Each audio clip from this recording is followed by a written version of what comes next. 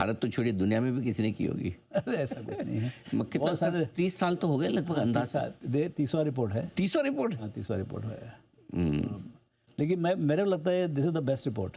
अच्छा, अब जो हाँ, बहुत अच्छा लगता है और मुझे। वैसे मैं आपको बताऊँ एक चीज़, आप हर साल मुझे ये कहते हैं और हर साल आपका भी बदलता है कि हर साल मैं भी कई बार ये सोचता हूँ कि सर इतने साल से रिसर्च कर रहे हैं, कोई टॉपिक ऐसा छूटा है जिसपे वेल्थ क्रिएशन की रिसर्च ना हुई हो? क्या क्या कुछ खास कर रहे हैं सर? नहीं, इसमें देखिए इस सब्जेक्ट से जो है ना, ग्लोबल मैक्रो और लोकल मैक्रो, इससे क्या होता है, बाजार में नॉइज़ बहुत होता है। जैसे अभी ईरान वार चल रहा है, इसके पहले यूक्रेन वार था, फिर हमस वार था, फिर ट्रम्प टैरिफ चल रहा था। तो ये सब बहुत सारे नॉइज़ है मतलब एक्चुअल इकोनॉमिक इवेंट्स हैं, बट बहुत सारे, इससे ऐसा लगता है कि दुनिया का अंत हो जाएगा, मतलब टैरिफ के मतलब ऐसा आएगा पूरा ग्लोबलाइजेशन खत्म हो जाएगा।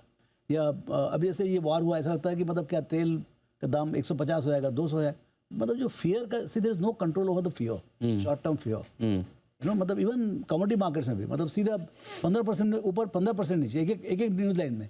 सो ये जो वॉल्टिलिटी है वो मतलब जो इन्वेस्टर का जो साइकी है उसको बहुत फ्रिजाइल बनाता है, बहुत डर बैठा देता है। पर्टिकुलरली लॉस जब होता है पोर्टफोलियो में, तो प्रॉफिट में तो बहुत सीना तान के लोग खड़े रहते हैं, लेकिन जब लॉस सहने की बात आती है, 100 का यदि 500 हो गया तो जितनी खुशी नहीं होती, उतनी 500 जब 400 आता है तो जो मतलब जो एक मायूसी पना आता है, एक जो डिप्रेशन आता है, उसके कारण से आप गलत काम कर बैठते हैं बाजार में। हाँ, ये बात सही है एकदम। उससे क्या है, देखिए ये तो बाजार है, तेजी भी होगा मंदी भी होगा। रास्ता 12% ही गए, 12-13% का है। एनुअलाइज उतना ही बनेगा। हाँ, एनुअलाइज उतने ही आने वाले इंडेक्स लेवल पे। हाँ, बाकी आप तीरंदाज हैं तो 25 भी कमाएं। हाँ। तो लेकिन वो, और उसमें पॉट होल्स हैं, मतलब आप देखो अभी लास्ट 17 साल में जो हमने ये रिपोर्ट में कवर किया, लास्ट 17 और अगला 17, basically it is as simple.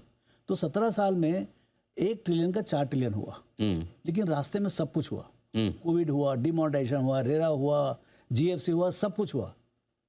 Correct. और उसके बाद भी 1 का 4 हुआ। रुपया जो है 40-45 रुपए से सीधा 90 रुपये हो गए। उसके सब करने के बाद भी इंडिया 1 ट्रिलियन से 4 ट्रिलियन डॉलर टर्म्स में हुआ।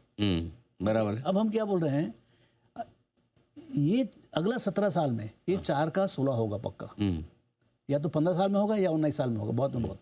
मतलब 4 ट्रिलियन वाली इकोनॉमी 16 ट्रिलियन होनी है। वो नहीं है पक्का, होनी है।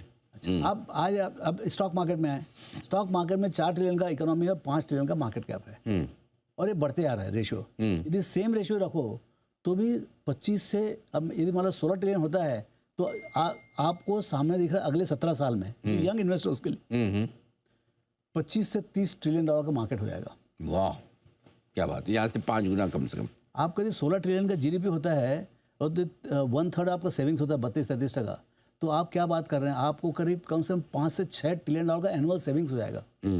करंट ईयर में भी एनुअल सेविंग 1.2 ट्रिलियन है, तो उसी कारण ये आपको दिखेगा। इससे खास बात क्या है, एक चीज़ हम भूलते हैं, हमारा रेसिलियंस बढ़ते जा रहा है। मतलब जब हमारा पर कैपिटा जीडीपी 2007 में समझ लीजिए आप $1000 के आसपास था, आज $2700 है। Correct.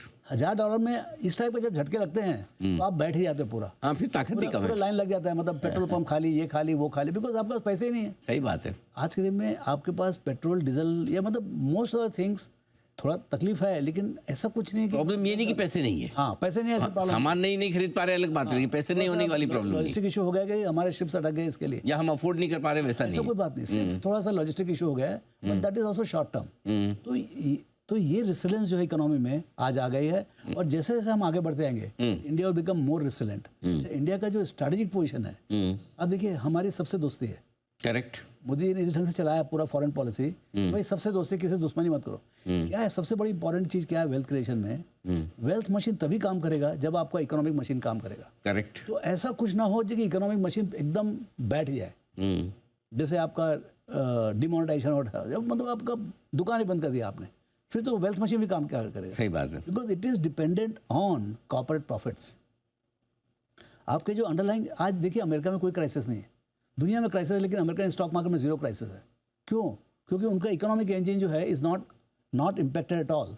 Correct. And economic engine is very unemotional, markets are very unemotional. आपके यदि अर्निंग्स है 50%, आप मतलब पूरे कंट्री में बम उड़ा दो, लेकिन बाजार ऊपर जाएगा। It is that that unemotional, and so you have to see that your economic engine is not impacted at all, and then ये journey चले। देखिए, जिस प्रकार की चीज़ें अभी इंडियन मार्केट में दिखाई दे रही हैं, उसको देखते हुए आपको लग रहा होगा कि कहीं न कहीं इंडियन मार्केट में बड़ी रैली दिखाई दे सकती है।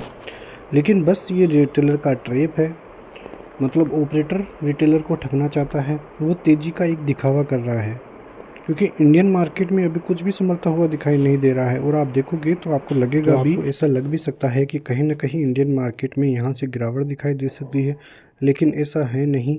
आने वाले दिनों में मार्केट के हालात और ज़्यादा बिगड़ते हुए नज़र आएंगे। कहीं न कहीं लोगों को ये बस दिखाया जा रहा है कि इंडियन मार्केट में यहाँ से तेज़ी ही होनी है, लेकिन ऐसा है नहीं। इंडियन मार्केट में हालात और ज़्यादा बिगड़ते हुए नज़र आ सकते हैं। यदि मैं आपको लेवल्स की बताऊं कि कहां तक बाज़ार नीचे की साइड जा सकता है, तो आप साफ साफ सुन लीजिए कि बाज़ार के हालात अभी तो बिगड़े हुए हैं और ज़्यादा हालात इंडियन मार्केट में बिगड़ते हुए नज़र आ सकते हैं। 21,200 21,500 के लेवल्स जल्द ही आपको दिखाई दे सकते हैं। और आप देखिएगा कि इंडियन मार्केट में बैंक निफ्टी के हालात भी बिगड़ते हुए नज़र आएंगे। बैंक निफ्टी में आप देखोगे तो बैंक निफ्टी के जो लेवल्स हैं, वो यदि मैं आपको बताऊं तो बैंक निफ्टी करीब 47,000 के लेवलों तक भी आए तो भी कोई बड़ी बात नहीं है। ये चीज़ आप लिख लीजिए, क्योंकि बाज़ार फ़िलहाल तो 53-54 के लगभग आपको दिखाई देगा, लेकिन आने वाले दिनों में ऐसा नहीं होगा। आने वाले दिनों में हालात बिगड़ते हुए नज़र आएंगे। जैसा बाज़ार में तेज़ी दिखाई जा रही है, वो तेज़ी एक ऑपरेटर का ट्रैप है, जो रिटेलर को एक बहुत बुरी तरह से फंसाना चाहता है। और ऐसा ही आपको दिखाई भी दे रहा होगा, अनुमान भी आप लगा पा रहे होंगे कि बाज़ार के हालात किस प्रकार से बिगड़ते हुए नज़र आ रहे हैं, किस प्रकार से ऑपरेटर का एक बड़ा जाल इंडियन मार्केट की तरफ बढ़ता हुआ नज़र आ रहा है।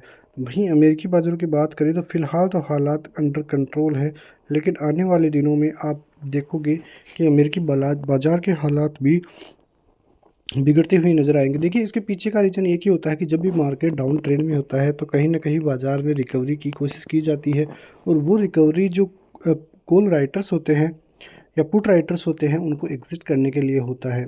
ऑपरेटर उनका पैसा बनने ही नहीं देना चाहता है कि रिटेलर कहीं से भी मार्केट में पैसा कमाए, तो इसीलिए बीच बीच में रिकवरी आती हुई नज़र आती है। अब देखना होगा कि ये रिकवरी कितनी टिकाऊ होगी और किस प्रकार से मार्केट में आने वाले दिनों के हालात बिगड़ते हुए नज़र आएंगे। मिलते हैं नेक्स्ट वीडियो में, तब तक के लिए जय हिंद।